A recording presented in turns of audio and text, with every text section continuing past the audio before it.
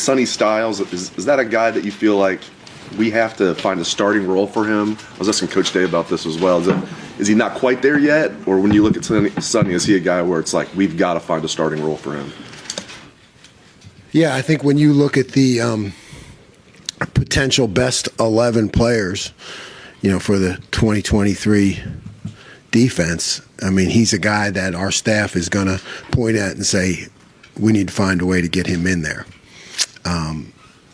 He held his own in the semifinal, and I think he's just got all kinds of skills. So, yeah, we got to experiment with him in different places, see what's best for Sonny and our defense, but he's definitely on our mind, and he will be all spring in terms of getting him into a position that's effective, for the defense.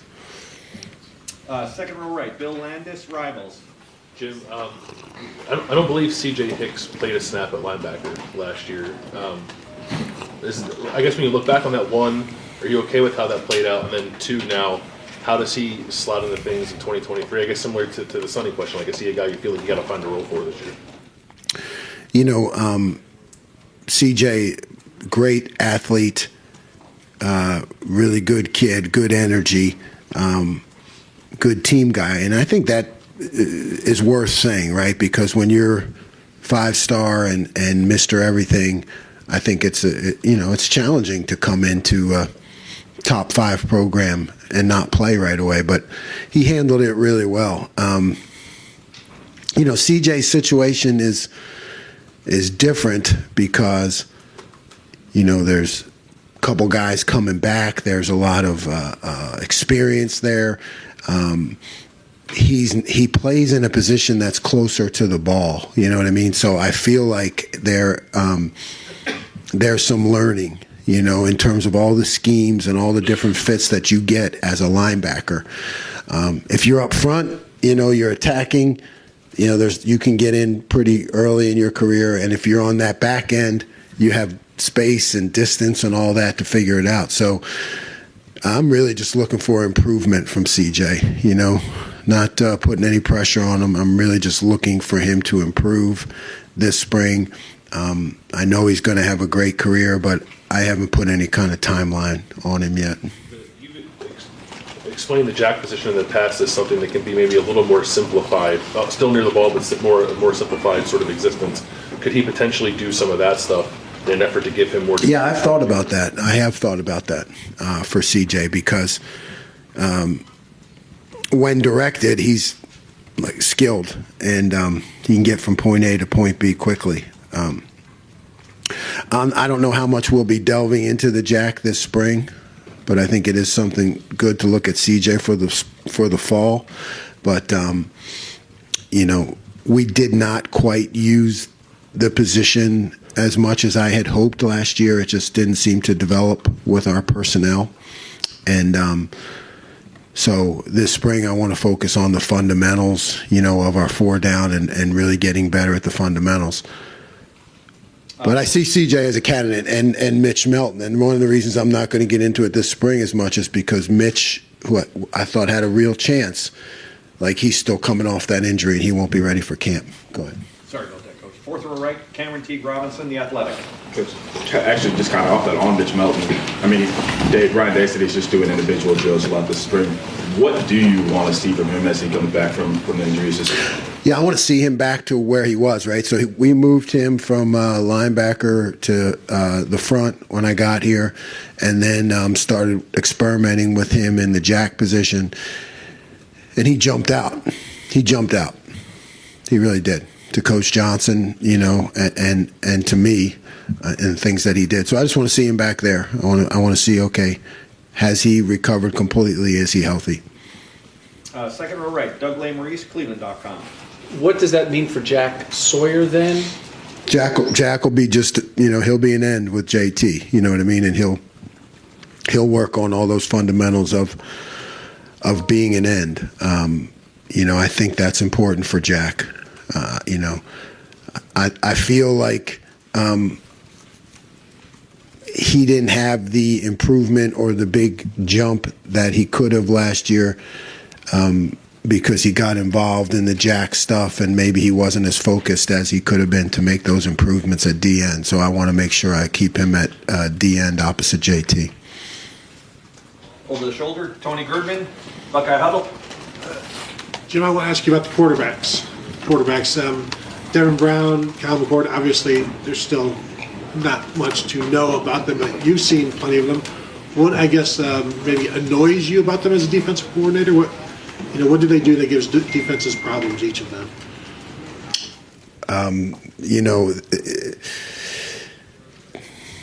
Devin can run around. Kyle manages the game really well. They both have their strengths, and in terms of reading defenses, I know this is going to be a big spring for them, but I don't have that much to say about them, except I think they're both very talented, and look forward to see how it goes this spring. And your pick to start? Over the shoulder. Next question. Pat Murphy, 24/7 Sports. Coach, you guys brought in Davison from Ole Miss, obviously got some experience in the SEC.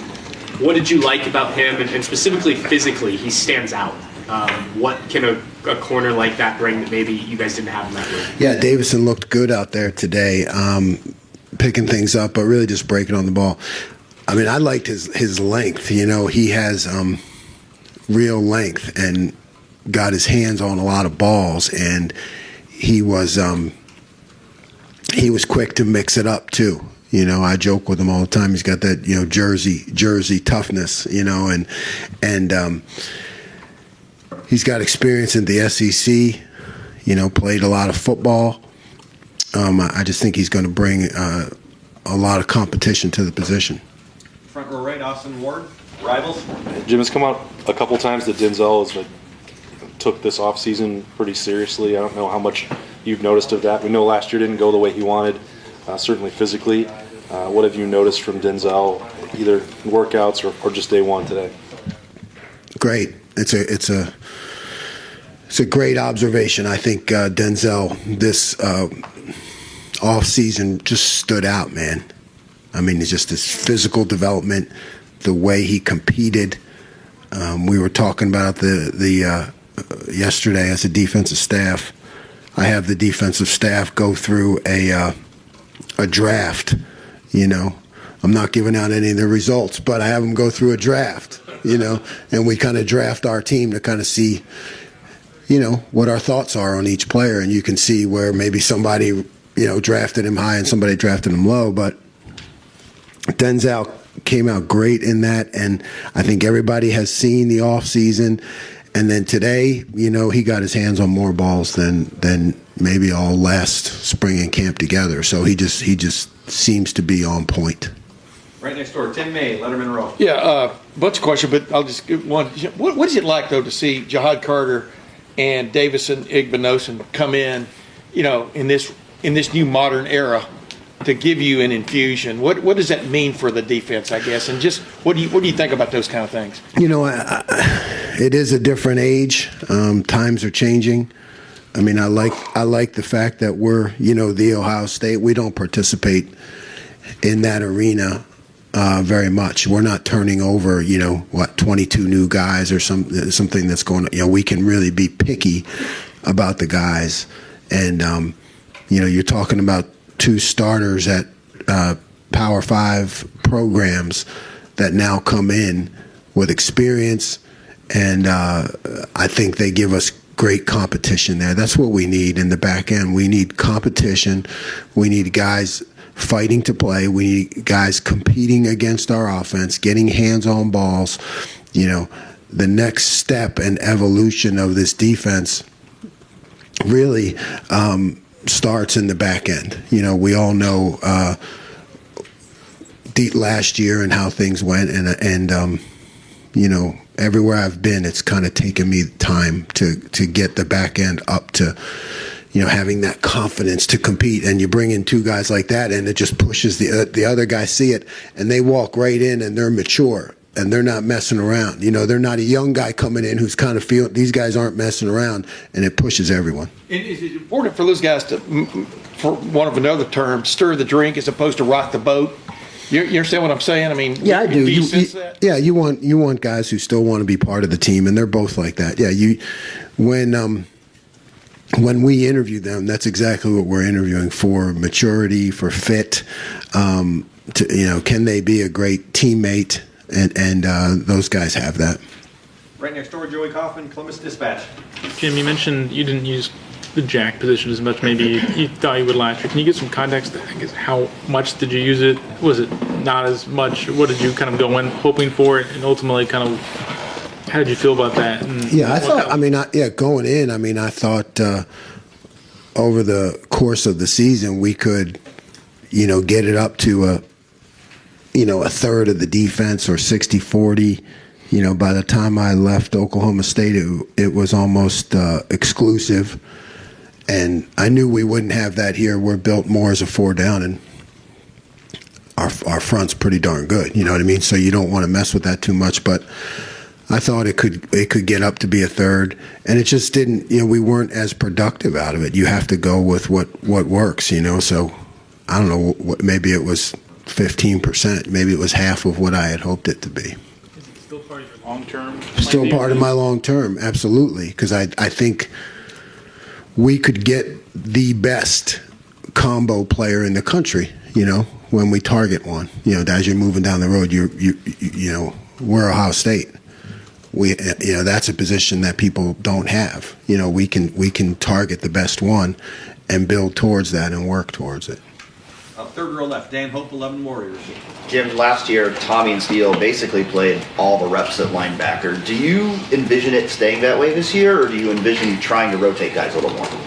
Yeah, I definitely want to rotate them more. I think Cody Simon, with Tommy out this spring, Cody's going to have a big spring, and he's going to put himself in position to play regularly. That's my vision, so that we can have a really nice rotation there, which, when you're playing 14, 15 games, is going to help us at the end of the year. It really is.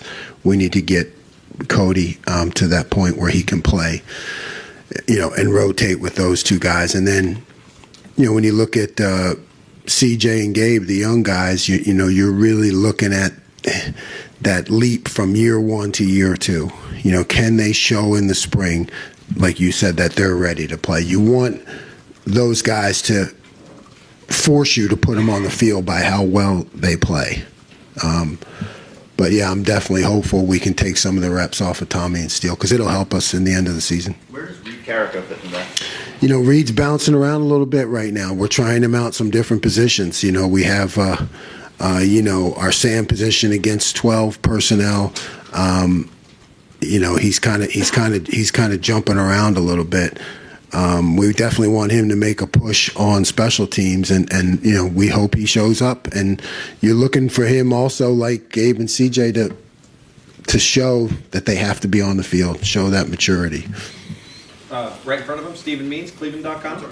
Targeting guys for that jack position, that combo type player. What position is that kid playing in high school right now where you're trying to target? Is he more of a defensive end like Joshua Mickens was? Is he, a linebacker? Is there like a style you're looking for when you're actually trying to recruit that position now? No, I think it could, he could be a tailback, like the first one I ever had, who went on to be, the first round draft pick in the history of Western Michigan was Jason Babin, and he was a tailback in high school. So I think what you're looking for is someone who's just an extremely productive football player, but doesn't fit into anyone's mold. That guy who's just, the D-line coach says he's not big enough. The linebacker coach says he doesn't read well enough. Or the running back coach said, well, he's a really good player, but he's not, one of the top 3 running backs in the country. And I feel like eventually we'll have something to sell in that area. Front row, Bill Rabinowitz, Columbus Dispatch. Yeah, the last time we talked to you was, I think, early February, and you had just started the dissection process, I guess, of kind of what what faltered late in the year. Now that you've had that time to do it, kind of give your synopsis of what happened in those last two games. You know, boy, you had to bring that up, didn't you? And what you I was feeling so good and positive, right?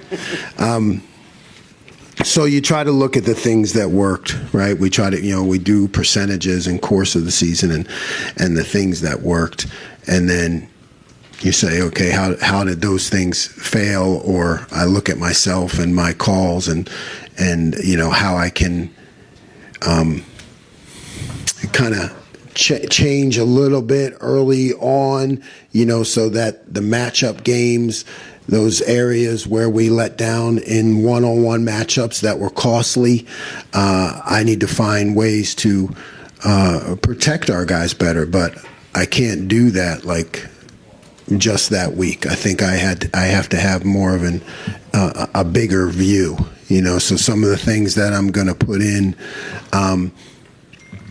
camp, spring, are geared now more to those matchup games, to avoid those situations where, one error is costly to our defense, and then I have to preach the competition against our offense, because we got a great offense. I feel like I was last year more into the teaching aspect of it to make sure that we got it, understood it, and but now we understand it. I need to ramp up the accountability for competing in practice, one-on-one in all those spots, because every practice for us is like a matchup game, right? These big matchup games.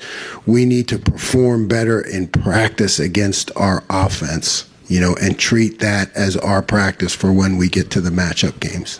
Coach, thank you very much. We're going to wrap it up from there. Sorry, folks. Thanks, guys.